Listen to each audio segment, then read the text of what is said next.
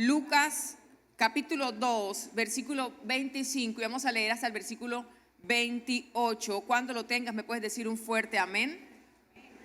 Amén. Dice la palabra del Señor: y he aquí, había en Jerusalén un hombre llamado como Simeón. ¿Cómo se llamaba? Y este hombre era justo y piadoso, esperaba la consolación de Israel, y el Espíritu Santo estaba sobre él. Lucas capítulo 2, versículo 26. Y le había sido revelado por el Espíritu Santo que no vería la muerte antes que viese al ungido del Señor. Y movido por el Espíritu vino al templo. Y cuando los padres del niño Jesús lo trajeron al templo para hacer por él conforme al rito de la ley, él le tomó en sus brazos y bendijo a Dios diciendo: ahora, Señor, despides a tu siervo en paz conforme a tu palabra, porque han visto mis ojos tu salvación, la cual has preparado en presencia de todos los pueblos, luz para revelación a los gentiles y gloria de tu pueblo Israel. Y José y su madre estaban maravillados de todo lo que se decía de él. Y los bendijo Simeón y bendijo a su madre María y le dijo: he aquí, este está puesto para caída y para levantamiento de muchos en Israel, y para señal que será contradicha, y una espada traspasará tu misma alma, para que sean revelados los pensamientos de muchos corazones. Versículo 36. Y estaba también allí una mujer llamada como profetisa, hija de Fanuel, de la tribu de Aser, de edad muy avanzada, pues había vivido con su marido ¿cuántos años? Desde su virginidad. ¿Y qué le pasó? Y quedó viuda. ¿Hacía cuánto tiempo estaba viuda? 84 años. Dígale a alguien que está a su lado, por favor: sí se puede, ¿vio? Sí se puede. Aguántese que sí se puede. Y no se apartaba del templo, sirviendo ¿cuándo? De noche y de día, con ayunos y oraciones. Hágale a alguien así, por favor. Diga conmigo otra vez: y no se apartaba del templo. Haga conmigo: sirviendo de noche y de día, con ayunos y oraciones. Y dice el versículo 38, esta presentándose en la misma hora, daba gracias a Dios y hablaba del niño a todos los que esperaban la redención en Jerusalén. Amén. Oremos. Padre, presentamos nuestra vida en esa mañana nuevamente delante de ti. Aquí estamos, mi Señor. Necesitamos una palabra tuya, Dios. El apóstol Pedro diría: una palabra tuya, Señor, bastará. Bastará. Y en esta mañana una palabra tuya bastará para sanar nuestra vida, para sanar nuestro corazón, para levantarnos, para darnos fuerzas, para darnos esperanza, para guiarnos, Señor, hacia nuestro propósito, para darnos vida, Señor. Que tu palabra en esa mañana corra y sea glorificada. Que tu palabra en esta mañana sane al que está enfermo, liberte al que está cautivo, haga milagros, Señor, aquel que necesita un milagro de parte tuya, y que la intervención divina se deje ver en cada vida y en cada familia, Señor. Abre los cielos a favor de cada familia que es representada, Espíritu Santo de Dios, y muestra tu gloria una vez más para con cada uno de nosotros. Abrimos nuestro corazón en esta mañana. Dígale al Espíritu Santo de Dios: ministrame y haz lo que tengas que hacer en mí para que tu obra sea perfecta. En el nombre de Jesús. Amén y amén. Dice la palabra del Señor en los textos que acabamos de leer que había un hombre llamado Simeón, y señala 4 características muy puntuales de Simeón. Y una de ellas dice que era un hombre piadoso, era un hombre justo, además que estaba lleno del Espíritu Santo. Pero me causó curiosidad algo que dice en particular la Escritura. Y dice que él esperaba la consolación de Israel. Este hombre ya era anciano, era un hombre adulto, pero él esperaba algo aún en su vejez. Y mi pregunta es, ¿por qué este hombre esperaba la consolación de Israel? ¿Por qué este hombre estaba esperando algo? Y cuando usted lee la palabra en el versículo 26, dice la palabra que a él le había sido revelado por el Espíritu Santo que él no vería muerte antes de que viese al ungido del Señor. Escúchame bien esto. Este hombre estaba con vida aún en su vejez porque Dios le había revelado, Dios le había hablado, Dios le había dicho que él no iba a morir antes de que viese a Jesús, antes de que viese a su ungido. Es decir, que a este hombre lo mantenía con vida una palabra que Dios le había dado. Y no sé qué promesas tú has recibido de parte de Dios, pero hoy quiero decirte en el nombre de Jesús que la promesa que has recibido de parte del Señor, esa promesa te sostendrá y esa promesa te mantendrá con vida hasta que veas el cumplimiento de esa palabra. La enfermedad no te matará, la situación difícil no va a acabar contigo ni con tu familia, porque tú has nacido con un propósito divino y por encima de la situación está el propósito que Dios tiene contigo y tiene con tu casa. ¿Hay alguien que lo crea en esa mañana? Este hombre lo sostenía una palabra. Dígale a alguien esta mañana: a mí me sostiene una palabra. A mi casa la sostiene una palabra. A mi casa la sostiene lo que Dios ha dicho de nosotros. Vamos, dígale a alguien: a mi casa la sostiene la bendición de Dios sobre nosotros. Yo me pongo a imaginar a Simeón pensando por un momento cómo sería el cumplimiento de esa palabra que Dios le había dado. No morirás hasta que no veas al ungido. No morirás hasta que no veas a Jesús. El Señor no le dice a Simeón cómo iba a acontecer, cuándo iba a acontecer, de qué manera iba a pasar. Solamente Dios le dice: no vas a morir hasta que tú no veas esta palabra que se cumple sobre tu vida. Yo me imagino a Simeón pensando: ¿cómo será eso? El Señor no le dijo si lo iba a ver crucificado, si lo iba a ver en su ministerio, en lo más alto de su ministerio. No le dijo si lo iba a ver de niño, no le dijo si lo iba a ver de adulto. Pero yo me permito creer que Simeón se imaginaba ver al ungido de Jehová en poder, en gloria. Yo me imagino que él esperaba ver el ungido de Jehová, no sé, bajando de una nube, haciendo algo sobrenatural. Pero este hombre ve el cumplimiento de su promesa cumplida envuelta en pañales, porque Simeón ve al niño Jesús, es en pañales, ve la promesa de Dios para con él envuelta en pañales. ¿Tú puedes imaginar que Simeón se esperaba ver al ungido de Dios en pañales? No creo que se lo imaginaba de esa forma. Muchas veces la promesa que Dios nos ha dado va a venir cumplida de la persona que menos esperamos y en la situación que menos imaginamos. Porque a veces tratamos de ponerle límites a Dios y pensamos que Dios debe actuar como nosotros estamos pensando que Él debe actuar.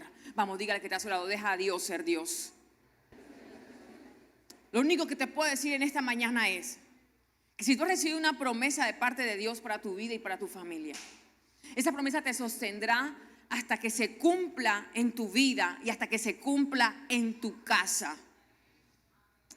Independientemente de las situaciones que puedas llegar a vivir, hoy te quiero decir que lo que Dios promete es en el sí y en el amén.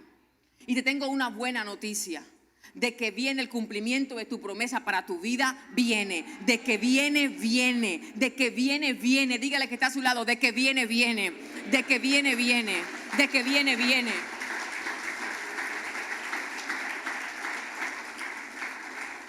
Habacuc capítulo 2 versículo 3 dice: aunque la visión tardara, aún por un tiempo, más se aproxima hacia el fin.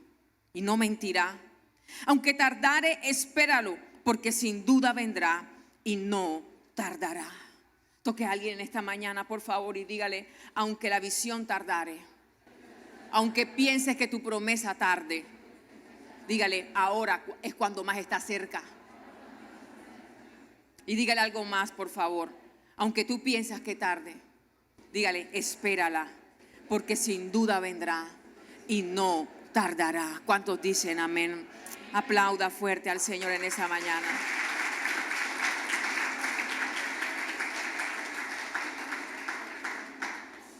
Ahora, ¿cómo hacer para vivir de tal manera que el camino que tome en esta vida me lleve al cumplimiento de esa promesa?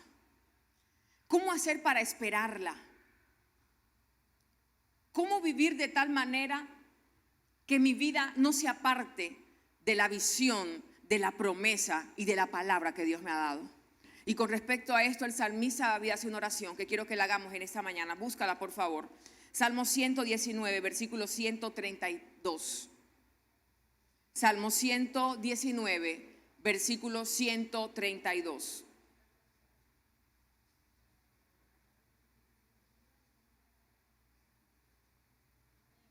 Amén. Salmo 119, versículo 132. Mira lo que dice el salmista. Mírame y ten misericordia de mí, como acostumbras con los que te aman tu nombre. Ordena mis pasos con tu palabra. Puedes leerlo fuerte y decirle al Señor: mírame y ten misericordia de mí, como acostumbras con los que aman tu nombre. Ordena mis pasos con tu palabra. Levanta tu mano al cielo y dile al Señor: aunque yo no sepa qué camino tomar, hoy te pido que tengas misericordia de mí, que guíes mis pasos y los ordenes conforme a tu palabra, en el nombre de Jesús. Amén y amén. Denle un aplauso al Señor, por favor.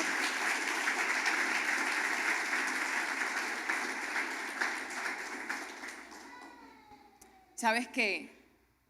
Simeón tenía algo muy particular, y es que Simeón vivía esperando que Dios hiciera lo que dijo que iba a hacer.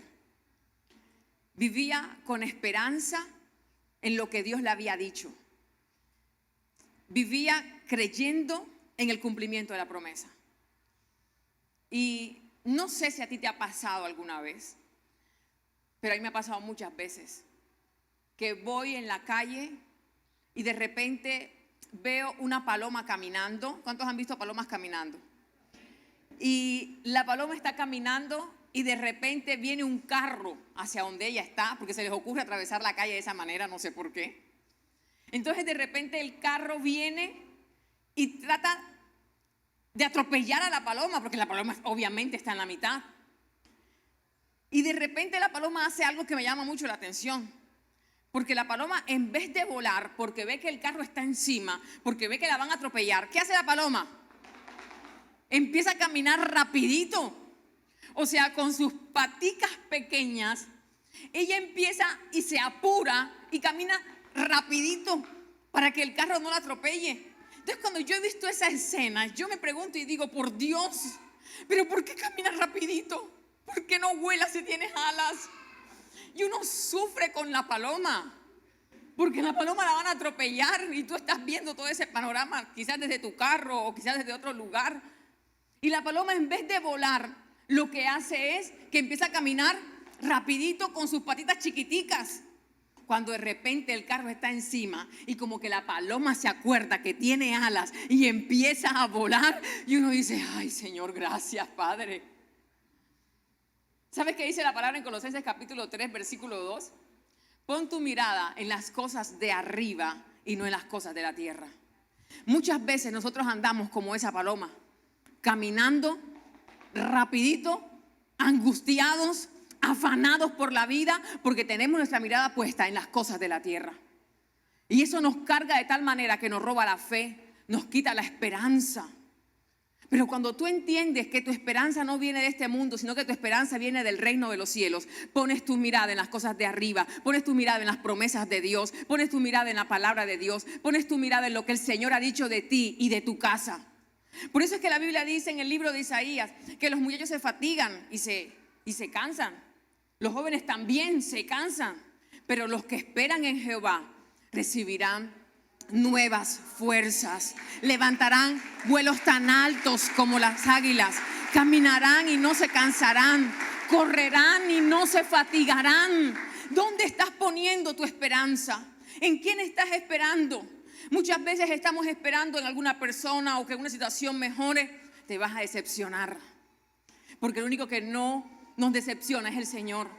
Confía en Dios, confía en sus promesas y vivas lo que puedas estar viviendo, aférrate a la palabra que Dios ha dicho, porque de cierto se cumplirá y ella no tardará. Necesitamos poner nuestra esperanza en nuestro Señor.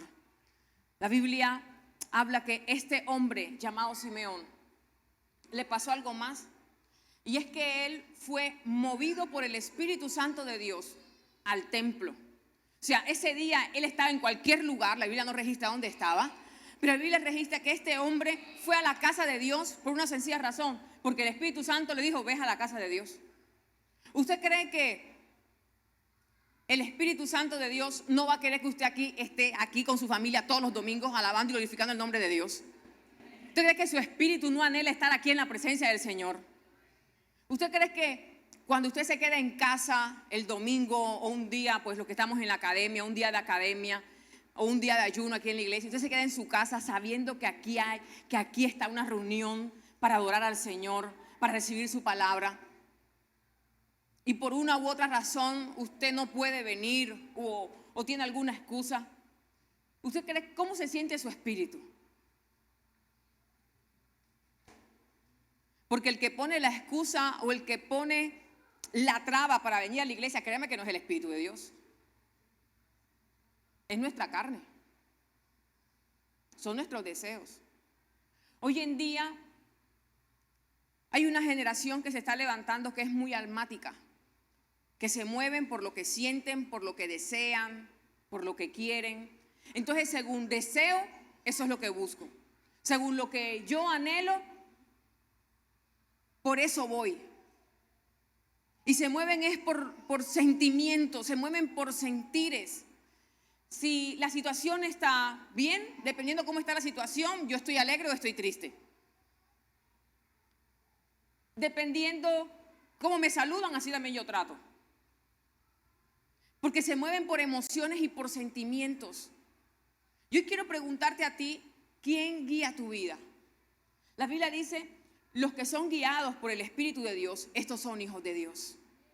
Cuando tú te dejas guiar por el Espíritu Santo de Dios, vas a vivir con paz, vas a vivir seguro, vas a vivir confiado, vas a vivir con esperanza, porque el que está guiando tu vida es el Espíritu Santo de Dios, y vas a saber que Él está contigo y eso te va a dar paz en tu corazón. ¿Quién te está guiando? Vamos, pregúntale al que está a su lado, ¿quién está guiando tu vida? ¿Quién está guiando los pasos que estás dando? La palabra del Señor enseña en Lucas, ¿no?, que había un hombre, Lucas capítulo 1, había un hombre, te lo voy a narrar, no lo voy a leer, llamado Zacarías. Y la esposa de Zacarías se llamaba Elizabeth. Y la Biblia señala de ellos algo muy puntual. Y es que ellos eran justos, eran irreprensibles, guardaban todos los mandamientos, eran ancianos ya, pero Elizabeth era estéril. Es decir, que ellos estaban casados, pero no habían podido tener hijos. Y ellos servían en la casa de Dios. Zacarías era el sacerdote.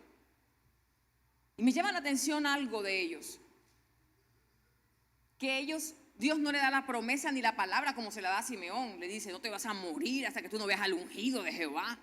Dios no le da una promesa a ellos de hijo, pero ellos lo desean. Entonces la Biblia señala de que ellos le piden un hijo a Dios. Ellos deseaban tener un hijo y se lo piden al Señor.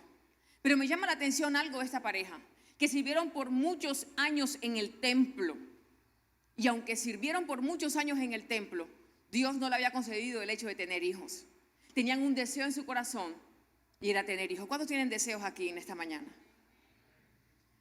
Ellos pusieron su deseo en las manos de Dios y decidieron servir al Señor.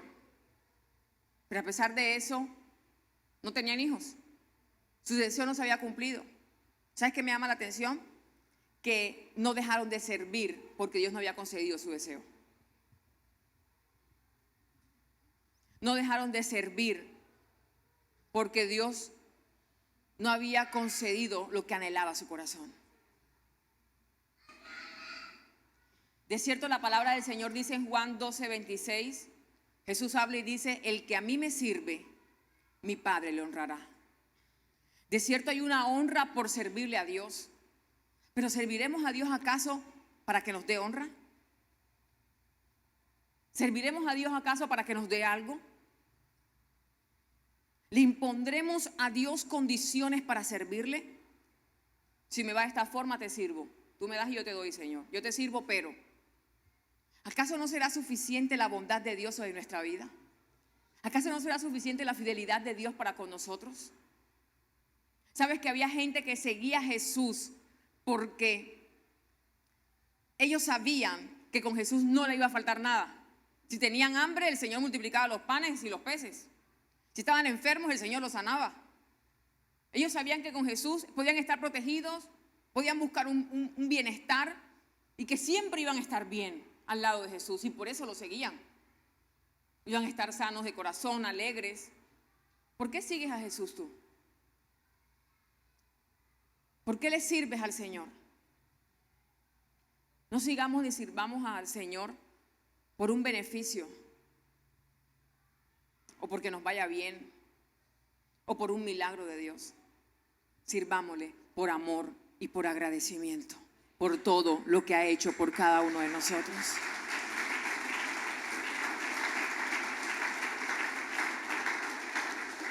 El apóstol Pablo diría que nosotros somos colaboradores de Dios. ¿Sabes en qué somos colaboradores de Dios? ¿A qué vino Jesús? ¿A salvar a la humanidad? ¿Sabes cómo le servimos al Señor y somos colaboradores de Dios? Predicando la palabra y salvando al mundo. Colaboramos a la obra de Jesús, haciendo lo mismo que Jesús hacía. ¿Qué hacía Jesús? Predicar, orar por las personas, bendecir a las personas. Por eso somos colaboradores de Dios. Porque el deseo de Dios es que ninguno se pierda, sino que todos procedan al arrepentimiento. El deseo de Jesús es que tenemos el cielo de toda la gente que vive aquí en la tierra. Vamos, dígale que está a su lado: es tiempo de llenar el cielo con todos los que tú conozcas.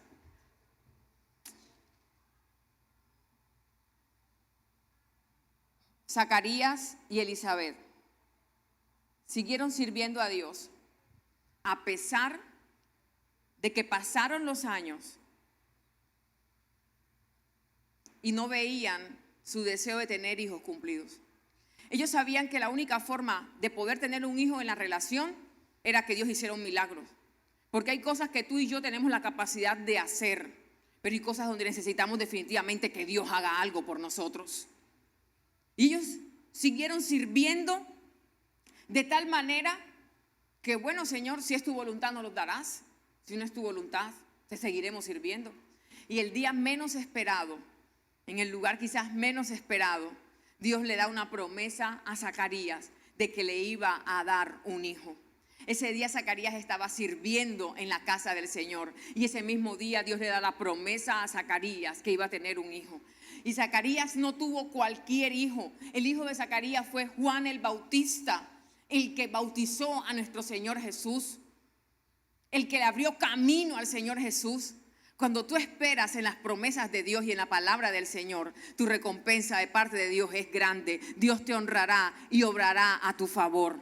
Cuando tú dispones de esperar en el Señor, algo maravilloso hará Dios por ti. Vamos, dígale que está a su lado: espera en Dios, porque Él mostrará su favor para con tu vida. Y la Biblia enseña que Juan el Bautista predicaba en el desierto. Cuando tú lees la historia de Juan el Bautista, te das cuenta que la gente seguía a Juan el Bautista. La pregunta es: ¿por qué la gente seguía a Juan el Bautista si Juan el Bautista predicaba en el desierto? Juan el Bautista bautizaba. Juan el Bautista hacía discípulos en el desierto. ¿Y por qué la gente lo seguía si estaba en el desierto? Porque el desierto no es un lugar agradable. Pero la gente iba hasta allá a escuchar a Juan el Bautista y seguían a Juan el Bautista. ¿Por qué lo hacían? Por una sencilla razón. La Biblia dice que Juan el Bautista estaba lleno del Espíritu Santo de Dios. Y cuando tú estás lleno del Espíritu Santo de Dios, sin importar el lugar donde estés, vas a prosperar, te va a ir bien, vas a tener paz, porque Dios estará contigo. No se trata del lugar donde estés, se trata de quién está contigo. No tenemos que tenerle temor al desierto. Tenemos que tenerle temor que en el desierto no esté Dios con nosotros. Tenemos que tener temores que en la prueba no esté Dios con nosotros. Que en el proceso que estemos viviendo no esté Dios con nosotros. Porque si Dios está con nosotros, entonces nos va a ir bien. Si Dios está con nosotros, entonces vamos a tener siempre su bendición. Juan el Bautista estaba en el desierto y predicaba en el desierto, pero en el desierto fue fructífero porque estaba lleno del Espíritu Santo de Dios y Dios estaba con él. Una de las cosas que tenemos que anhelar en este tiempo es ser llenos del Espíritu Santo de Dios. Es que el Espíritu Santo de Dios llene nuestra vida. Porque va a ser la única manera en que nos vamos a permitir ser guiados por Él y hacer la voluntad de Dios. ¿Usted cree que hacer la voluntad de Dios es fácil? Pues tengo una mala noticia, no es fácil. Más fácil es pecar que hacer la voluntad de Dios. Y con nuestras fuerzas no podemos. Necesitamos la fuerza de Dios con nosotros. Y sus fuerzas vienen cuando el Espíritu de Dios viene sobre nuestra vida. No es el lugar, es que Él esté contigo. No es el lugar de tu trabajo, es que Él esté contigo. Él será tu respaldo. Él mostrará su favor. Él mostrará sus maravillas para contigo. La Biblia enseña que José, cuando estaba de esclavo, fue prosperado. Cuando fue a la cárcel, también fue prosperado. ¿Cuál es el secreto y cuál fue el secreto de José? Que estando en la cárcel, que estando de esclavo, en esa situación tan difícil, fue prosperado siempre. Y quiero que lo leas conmigo, por favor, y vayas a la escritura en el libro de Génesis. Capítulo 39, versículo 2 y 3.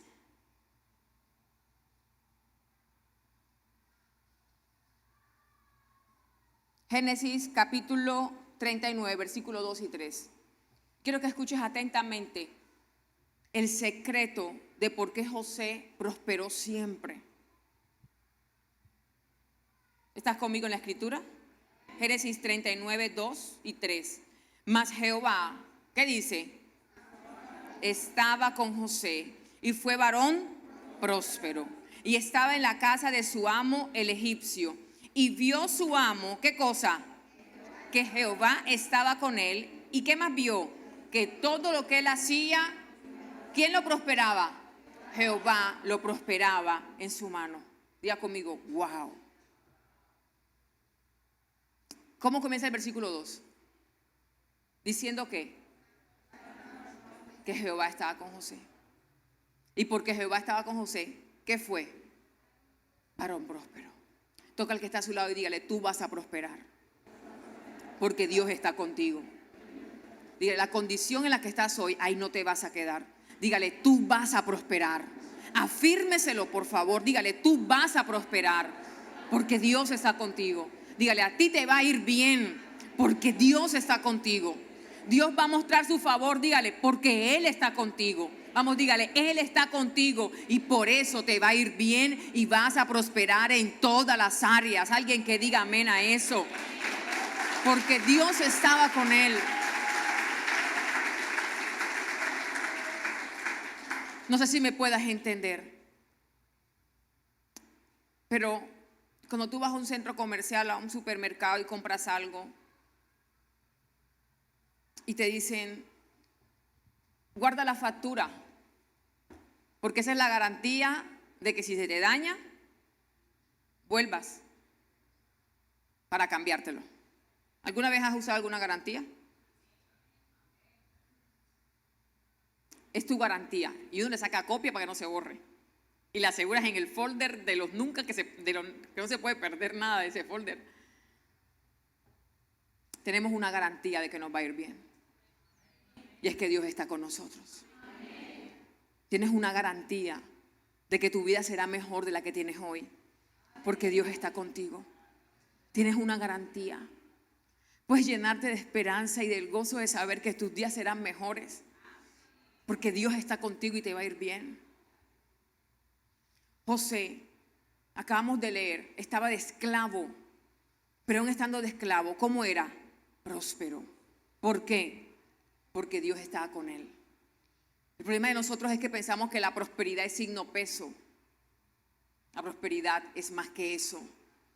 Si la prosperidad fuera signo peso, cualquiera la pudiera tener.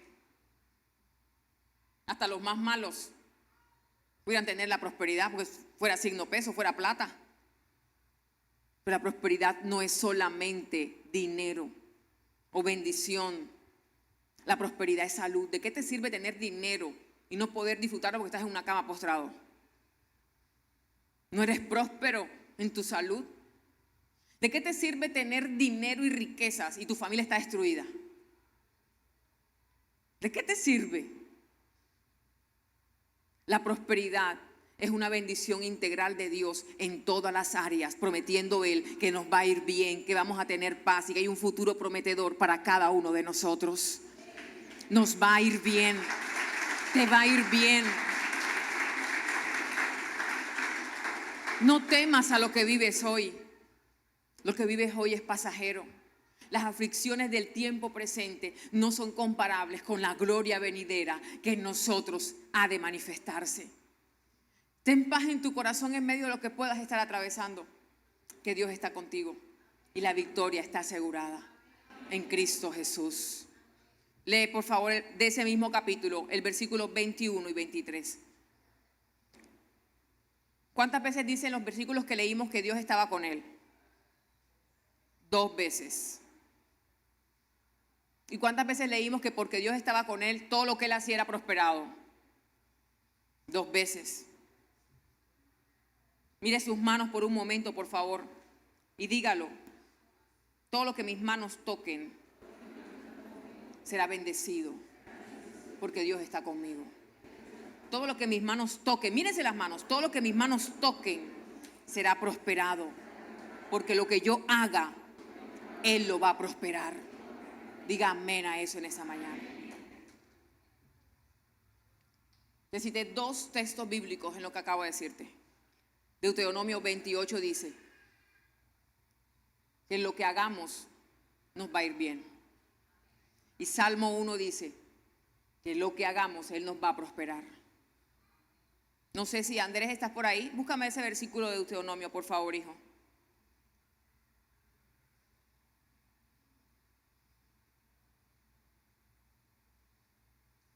Donde están las bendiciones de la obediencia.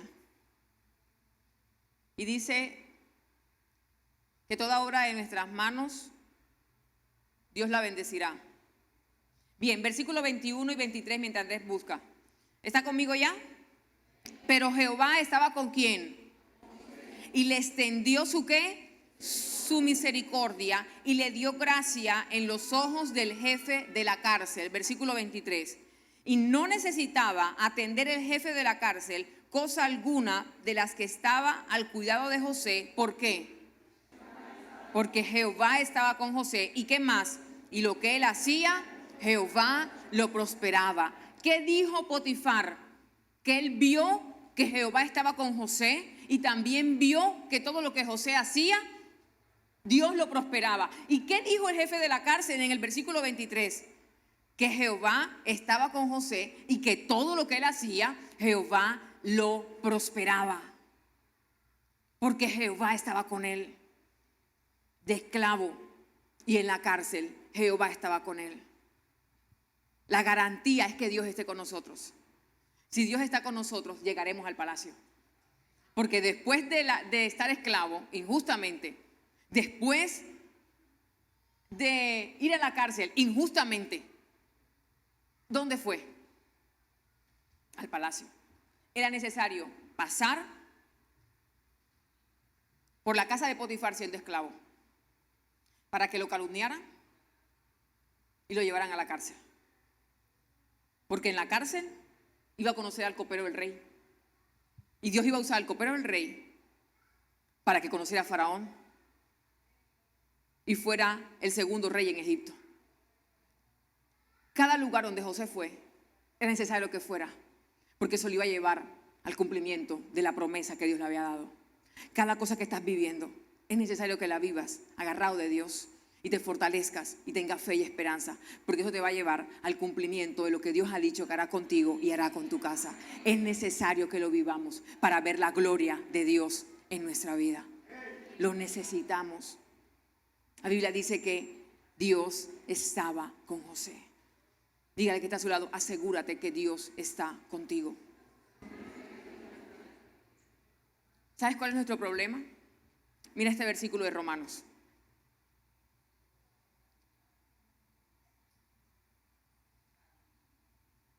Romanos 8:31 dice: ¿qué pues diremos de esto? Si Dios es por nosotros, ¿quién contra nosotros? Dios es por nosotros. Si Dios es por nosotros, dígale que está a su lado, ¿quién es contra nosotros? Dios está por nosotros. El problema es que muchas veces nosotros no estamos ni con nosotros mismos. Dios está por nosotros. Vamos, muchacho, tú puedes. Tienes mi espíritu. Te di de lo mío para que te vaya bien. Te di una promesa. Lo que hagas va a prosperar. Confía. Te di una promesa. Por mis llagas eres sano. Vamos, créeme que así va a ser. Créeme que hay salvación para tu casa. Que hay restauración para los tuyos. Créeme que te va a ir bien. Y Dios nos echa porras. Nos echa barra el Señor. Nos da su palabra. Y nos dice, en el mundo tendréis aflicciones, pero confiad porque yo he vencido el mundo. Confía, muchacho, te va a ir bien. Sí, vas a tener que vivir aflicciones porque estás en el mundo, pero confía, porque te va a ir bien. Ya yo vencí eso, te va a ir bien. Ya yo peleé por ti, ya esa victoria la tengo asegurada para ti. Confía. Y Dios está por nosotros. Pero a veces nosotros no creemos que nosotros vamos a ser capaces de luchar, de alcanzar ciertas cosas. Muchas veces nosotros no creemos ni en nuestras propias capacidades. No nos echamos fe a nosotros mismos. No creemos en nosotros mismos. A veces más cree Dios en nosotros que nosotros en nosotros mismos. Y a veces pensamos que no nos merecemos, que no vamos a ser capaces, que no lo vamos a poder lograr. Y dejamos que el miedo nos inunde, cuando lo que nos debe inundar es la fe y la esperanza de que todo lo podemos en Cristo, que nos fortalece. Necesitamos cambiar de mentalidad y entender que si Dios nos llamó es con propósito, y ese propósito se cumplirá por encima de lo que sea. Dígale que está a su lado, cree en lo que Dios te ha dicho. Cree en lo que Dios te ha dicho. ¿Lo encontraste, hijo? Ah, por ahí era, viste. Yo sabía que por el 28 era en algún lado. Léelo, hijo. O léelo aquí en el micrófono.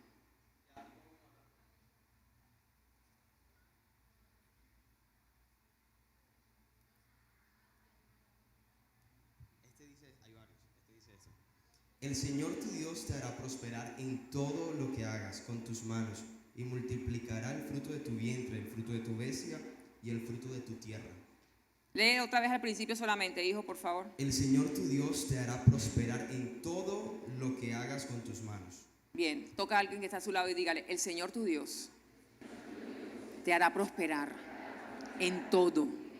Dígale, no en algunas cosas, no en lo que crees que tú eres bueno. Dígale, en todo lo que hagas con tus manos, porque Él ha bendecido tus manos y el fruto de tus manos, en el nombre de Jesús. Y séllelo con un amén. ¿Qué versículo es? Deuteronomio 39. Deuteronomio 39. ¿Sí ve lo importante que es conocer la palabra? Porque cuando conoces la palabra te conoces tú. Cuando conoces la Biblia conoces tu identidad. Cuando conoces la palabra, conoces tus promesas. Es que nadie te tiene que venir a imponer manos y decirte, recibe ahora esta palabra de parte de Dios. La Biblia está toda.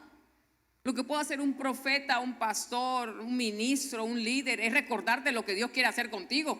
Pues si tú no lo sabes, porque no has leído la Biblia. Pero ahí está todo lo que Dios quiere hacer contigo. Solo basta conocerlo y creerlo para que se haga una realidad. El secreto de José fue que Dios estaba con él. La Biblia enseña algo de Abraham. Cada vez que Abraham se mudaba, levantaba una tienda o una carpa, que para nosotros ahora es una casa, pero para ellos era una tienda o estilo carpa. Y Abraham, cuando usted lee la historia de Abraham, se da cuenta que Abraham se mudó muchas veces. ¿Cuántos de los que están aquí se han mudado muchas veces? Yo creería que yo puedo levantar las manos, los pies, todos los deditos. Abraham sabía que era mudarse también muchas veces, así que no se sienta mal. Él también sabía, el padre de la fe se mudó muchas veces. Muchas veces levantó una carpa para vivir con su familia, con sus criados, con sus ganados. Y de repente me llama la atención de Abraham algo, que donde Abraham se mudaba, no solamente edificaba una carpa para vivir, sino que también edificaba un lugar para adorar a Dios, para ir cada día y hablar con Dios, para hacer sacrificios. Y eso en el Antiguo Testamento se le llamaba altar. No vaya a creer que Abraham ponía ahí como que una virgencita, unos santos y unas velas. No, Señor. La Biblia se refiere a que Abraham dedicaba un lugar especial para hacer un holocausto a Dios, para adorar a Dios, para hacer sacrificio a Dios. Abraham no concebía la idea de edificar una casa y no edificar un lugar de adoración.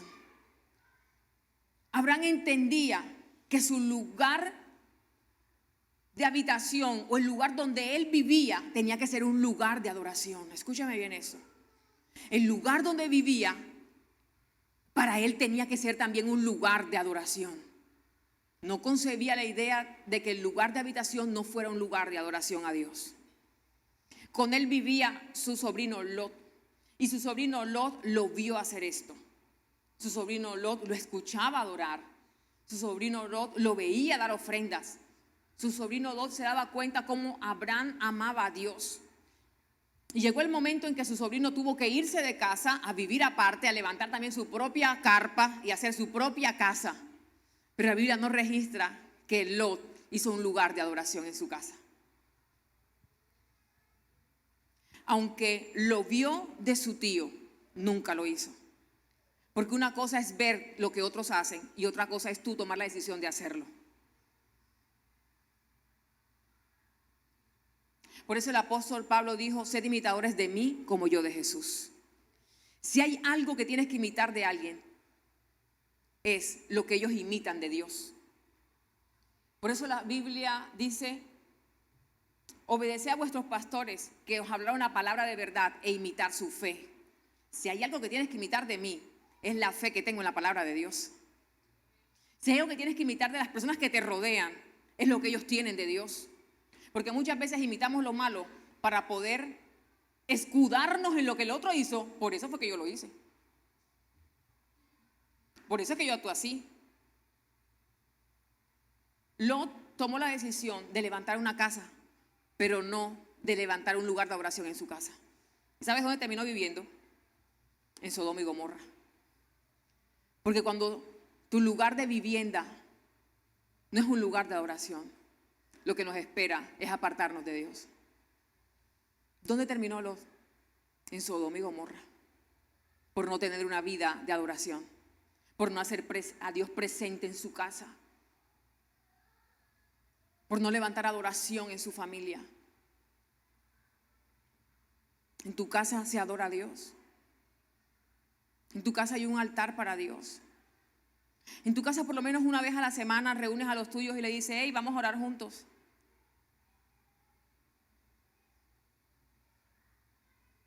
O apenas se reúnen para ver televisión, la serie de Netflix. Hoy sacan una serie y mañana otra. La tierra, el cielo y el mundo pasarán, pero su palabra no pasará, ella permanecerá. Y en ella tenemos que poner los cimientos de nuestra familia. ¿Cuándo fue la última vez que reuniste a los tuyos y oraste con ellos en casa? No te estoy diciendo que prepares un sermón de media hora. Lee el libro de Proverbios del día. El libro de Proverbios tiene 31 capítulos. Y el mes que más tiene días, ¿cuántos días tiene? 31, ahí está. Si oyes, ¿hoy qué numerito es? 7. Pues lee Proverbios 7, facilito, ya. Lo lees y oras con ellos. Si quieres explicarles algo, lo haces. Si no, no. Pero no tengas temor. Porque lo único que quiere Dios es que te acerques a Él. Y ya. No tienes que ser un gran teólogo para hablarle a tu familia del Señor. Pero necesitas construir un lugar de adoración en tu casa. Porque Jesús dijo a la mujer samaritana que el Señor anda buscando verdaderos adoradores que le adoren en espíritu y en verdad.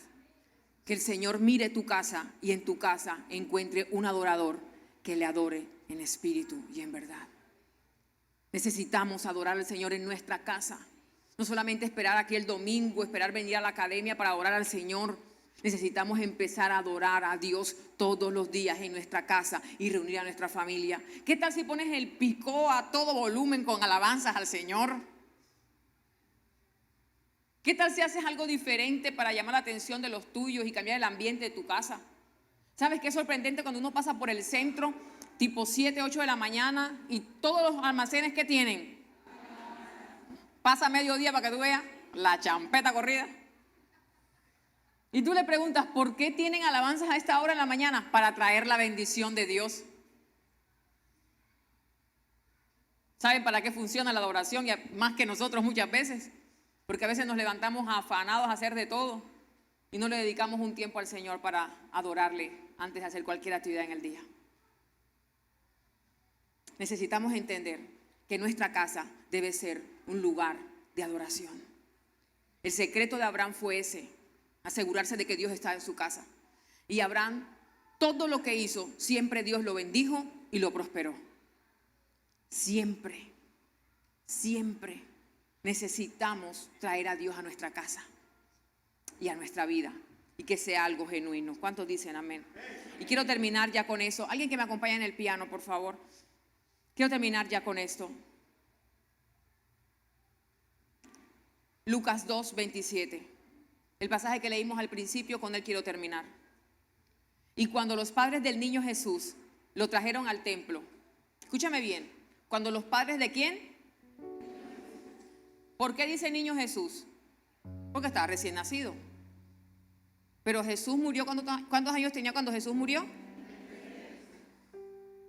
Se murió niño, adulto. Entonces, ¿por qué le decimos todavía el niño Jesús si ya está grande? Jesús, el Señor Jesús. Niño en su época, diga que era a su lado, niño fuiste tú en su época, ya pasó por ahí hace rato. Que la niña Vicky, esa no soy yo soy una mujer adulta. ¿Sí me hago entender? Entonces no repitamos cosas porque otros repiten o dicen. Tengamos conciencia en la palabra de por qué se dicen ciertas cosas. Es la palabra la que nos guía. Que nadie nos prohíba ni que nadie nos imponga. Es la palabra la que nos enseña. Por eso a mí me gusta que tú leas la palabra conmigo, para que te des cuenta que es aquí. Esto es la esencia de nuestra vida. La esencia de nuestra fe es esta.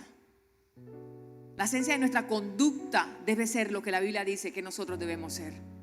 Y mira lo que dice la palabra en el versículo 27 de Lucas 2. Cuando los padres del niño Jesús lo trajeron al templo para hacer conforme por él al rito de la ley, que es lo que vamos a hacer ahorita, que tenemos una presentación de Emanuel. Vamos a presentarlo al Señor. Ahí les adelanto lo que va a pasar ahorita. Y dice la palabra que Simeón tomó a Jesús en sus brazos y lo bendijo. Y dijo: ahora, Señor, despides a tu siervo en paz, conforme a tu palabra, porque han visto mis ojos tu salvación. Escúchame algo. ¿Qué mantenía vivo a Simeón? Una palabra. ¿Qué palabra? Que no vería la muerte antes de que viera a quién. Eso lo acabamos de leer ahorita, ¿se acuerdan? ¿Y qué pasa ahora? Vio a Jesús, vio al ungido de Jehová. Y cuando lo toma en sus brazos, que dice: Señor, ya me puedes llevar en paz, porque ya vi lo que me prometiste. Ya me puedes llevar, Señor. Ya vieron mis ojos al ungido. Conforme a tu palabra lo has hecho, Señor. Llegará el día en que tú proclames: gracias, Señor, porque conforme me lo prometiste, así lo estás haciendo. Conforme me lo prometiste, yo y mi casa estamos sirviéndote. Conforme me lo prometiste, mi casa también es salva. Conforme me lo prometiste, he sido bendecido y prosperado en todo. Conforme me lo prometiste, he sido sano de mi enfermedad. Conforme a lo que me prometiste, he sido restaurado, Señor. Conforme a lo que me prometiste, me has hecho oír gozo y alegría. Llegará el día en que tendrás que declarar como Simeón: conforme a tu palabra y a tu promesa que me diste, así lo has cumplido, Señor. Ese día va a llegar a tu vida, porque Dios es fiel y Él cumple lo que promete. Mira lo que dice el versículo 36. Ahí estaba también una mujer llamada Ana, que era profetisa. Ya leímos que la mujer era viuda. Y dice el versículo 37. Vamos a leer el 38. que se presentó en la misma hora al templo. O sea, los dos fueron al mismo culto ese día. Ni usted con el que está a su lado, que vamos a presentar a Emanuel, y los dos están aquí mismo. Así mismo pasó ese día. Estaba Simeón y estaba Ana y estaba allí el sacerdote. Iban a presentar al niño Jesús. Y aquí está usted con el que está a su lado, aunque no lo conozca. Íbamos a presentar a Emanuel. Y dice la palabra en el versículo 38, que presentándose en la misma hora, el mismo culto, ella daba gracias a Dios y hablaba del niño a todos los que esperaban la redención en Jerusalén. Escúchame eso. Ellos estaban los dos en el templo. Los dos vieron lo mismo. Simeón decía: Señor, gracias, ya me puedes llevar. Ya, Señor, me puedo ir de esta tierra. Ya puedes recogerme, Señor, en paz. Ya estoy listo. Ya me quiero ir, Señor. Ya vi lo que tenía que ver. Gracias, Señor. Pero Ana, viendo lo mismo, no le dijo al Señor: ya, Señor, me quiero morir también. Ya vi a Jesús. Ya me puedes llevar en paz. Y también estaba vieja. Porque saquen la cuenta cuántos años tenía de viuda y cuántos años de casada. Y no dice los años en los que se casó. Es una señora adulta. ¿Qué hizo Ana? Se puso a predicar la palabra. Ana vio al niño Jesús, vio la redención de Israel, vio la salvación de Israel, vio el propósito de Dios cumplido, vio la esperanza para su pueblo. ¿Y sabes qué hizo Ana? No se lo guardó diciendo: ya soy salva, me voy para el cielo. No, la Biblia dice que Ana empezó a hablarle a todos de la redención de Israel, a hablarle a todos de Jesús, hablarle a todos que había esperanza, hablarle a todos que había salvación, hablarle a todos de la vida nueva que nos esperaba en Cristo Jesús, hablarle a todos de que todo iba a cambiar porque Jesús había nacido, que les había nacido un Salvador. ¿Sabes qué veo en Ana? Que Ana no se guardó el gozo para ella, sino que lo compartió con los demás. Ana fue a contar a los demás: ¿sabes qué? Tienes esperanza en lo que estás viviendo. El Señor no te va a dejar solo, ya vino a estar con nosotros. Emmanuel, Dios con nosotros. Esta mujer, la dicha que tenía, no se la guardó, sino fue a contarle a los demás. ¿A quién le tienes que contar tú que en Jesús hay esperanza? ¿A quién le tienes que contar tú que Dios puede restaurar ese hogar? ¿A quién le tienes que contar tú que Dios lo quiere bendecir? ¿A quién le tienes que contar tú que el Señor quiere darle una vida nueva? Esta mujer no se guardó la alegría que tenía. Esta mujer fue a contarla. ¿Sabes qué veo aquí? Dos actitudes en el mismo templo. Unos como Simeón, que viven solamente para ver el cumplimiento de una promesa.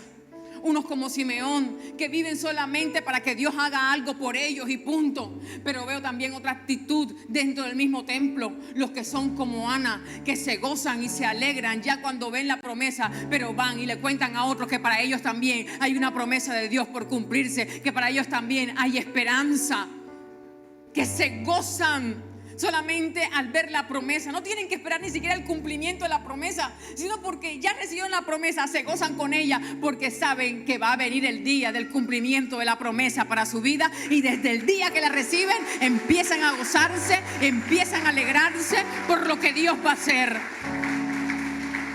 ¿De cuál eres tú?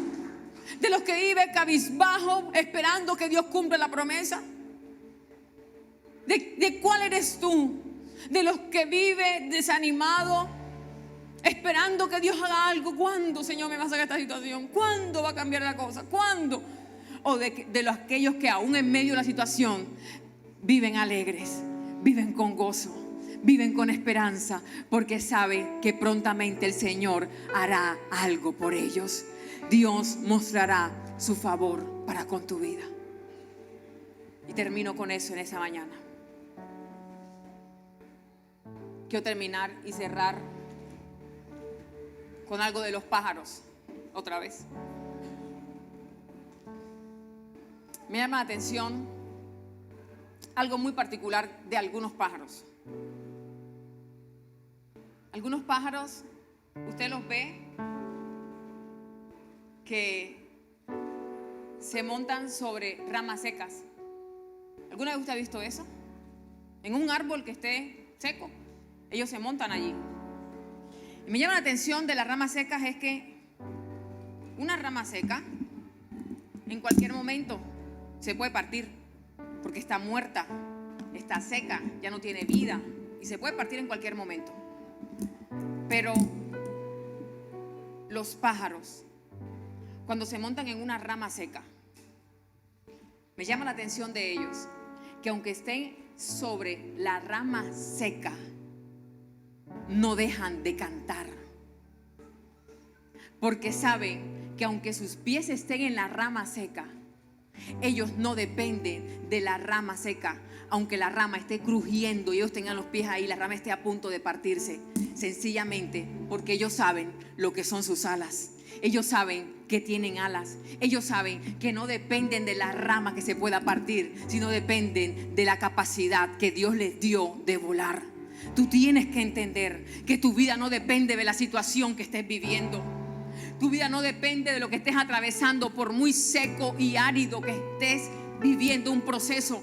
Tu vida y tu propósito no depende de eso. Tu propósito depende de lo que Dios ha dicho que hará contigo y hará con tu casa. Tu vida y tu situación no dependen del presente y del momento. Dependen del destino que Dios ha trazado para ti desde el cielo.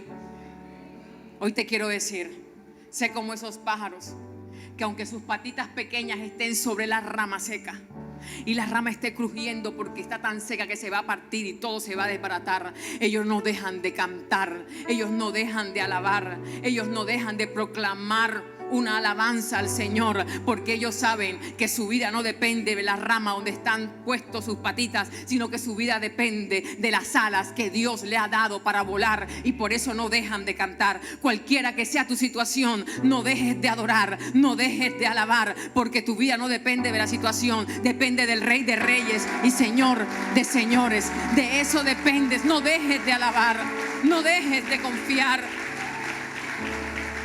Yo hoy quiero orar por aquellos que sienten como esos pájaros que su vida está sobre una rama seca,